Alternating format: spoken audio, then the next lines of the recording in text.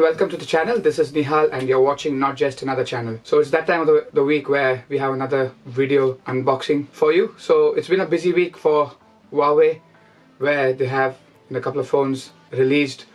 You've got the P20 series released, and here we've got Huawei P20 Pro. This is a Vodafone lock version that I got in the UK. It's a black version number CLT-L09. This is a 128GB, 6GB RAM. So quickly opening this up, we've got phone wrapped in an electrostatic case.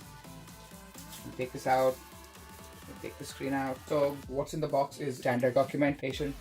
You've got Huawei's fast charger, which is 5 volts and 4.5 amperes. You've got Huawei's copy of Apple earbud. You've got a USB Type-C charging cable, and the phones you get one case, which is good because not all of Huawei's phones are available widely, and you don't get cases readily other than probably ones on eBay or Amazon, etc., which is hard to come by. I think the primary distinguishing factor of this year's Huawei phones is that the triple camera setup. So you've got one dual camera setup and you've got a single monochrome camera. I think it's an 8 megapixel. So you've got a single 40 megapixel lens, one 20 megapixel lens, and then obviously your 8 megapixel lens. You've got a dual tone LED flash, and you've got Leica branding. On the sides, you've got the volume rocker, you've got the power button, you've got your microphone. It has got an IR blaster. You got lines for your antenna. You got your SIM tray. Apparently there are two versions of this. So there is a single SIM and a dual SIM one.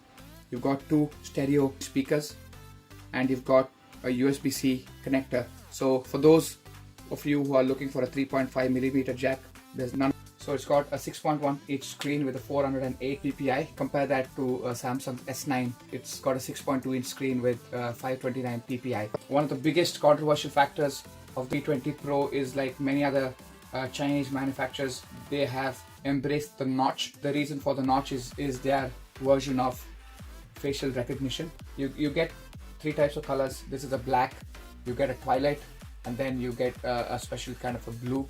But doesn't matter which version you get, this is a fingerprint magnet, which is pretty irritating when you consider it's actually a beautiful phone. They say it's black. I can't actually describe what black it is. It is pretty shiny.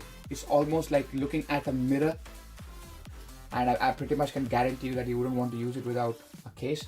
So if you actually see, it already comes with a screen protector pre-installed, which is actually good. And I would actually keep this till I get a suitable replacement. So if you are one of those who like to use their smartphones naked, you can obviously get rid of it. Going back to the phone itself, I'm just going to power it on. You can see the Huawei logo. So Huawei powered by Android. So what I'm going to do is I'm just going to take it off camera, give it a quick setup, and we'll get back to you in the other part of the video. I've already gone ahead and set up the phone. If you've used EMUI before, you'd notice that it doesn't have an app drawer by default. So actually I've gone ahead and set up Smart Launcher Fine on mine. If you're a fan of, say, Action Launcher, Nova Launcher, or any other launcher, it is best probably you just install that. Kind of gives you an advantage of using a known launcher. So you actually see the notch here. So it's got a 24 megapixel camera with a f-stop of 2.0. It does take decent selfie photos. It's got its usual range of wide selfie, etc., etc. But don't expect great quality selfies. The reason I tell that is because most Chinese manufacturers are kind of obsessed with beauty, and it does have this kind of beauty level change. It does actually kind of tries to make you look pretty, but gives you like this unnatural look on your face. Obviously they say you can actually turn it off, but even with that turned off, it does give you some level of rubbish. So obviously I'll just quickly go through all the toggles. If you're familiar with the Huawei's layout, nothing much has changed. It's a bit cleaner now. So similar toggles. It runs EMUI 8.1 out of the box, and I was actually surprised that it comes with Android 8. Oreo 8.1 out of the box, which is a surprise for any Chinese smartphone manufacturer, especially Huawei, who's not known to kind of go with the latest Android version right out of the box. Obviously, just looking at this doesn't actually tell you it's using Oreo 8.1 because they have done a lot of work on top of this. So one other thing Huawei's done is they have actually given you the ability to kind of invert the color. So you can see the blackish theme. This is probably enough to use the screen because AMOLED and black go well with battery management. The fingerprint sensor, they have enabled fingerprint gestures, so you can actually swipe across give you recents.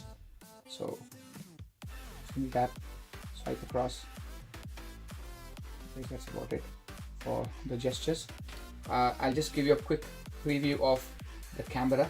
This comes with Kirin 970, which is the same CPU that actually comes in the Huawei Mate 10 series as well as the Honor V10 series. So the 970 comes with what it calls as an NPU. So it's got a separate processor for neural engine or its AI system. So what the Kirin 970 and its AI does is it actually automatically detects the scene and it kind of applies filters against it. So I'm not sure if you can actually see this. So it says it actually does something called a stage performance. So it kind of optimizes the picture with post processing for that particular environment. So I've actually run it outside. So it does things like greenery. It can detect whether you have a cat or a dog. If it actually detects a face, so it automatically changes the setting to a portrait mode. If you're not really keen on the settings, you can actually turn off the master AI. The other good thing I like is it has something called as an ultra snapshot. So say if your smartphone is turned off and you're trying to capture a subject or something, without actually trying to turn the phone on, you can actually double press the volume down button when the screen is off and it'll take a quick snapshot, which is actually good. I haven't actually seen any other smartphones probably other than Xiaomi that actually do it. So handy. Look at this. So focusing is rapid. So I'll do it 3x. This is the 5x. This is at 5x. This is at 3x. This is at 1x.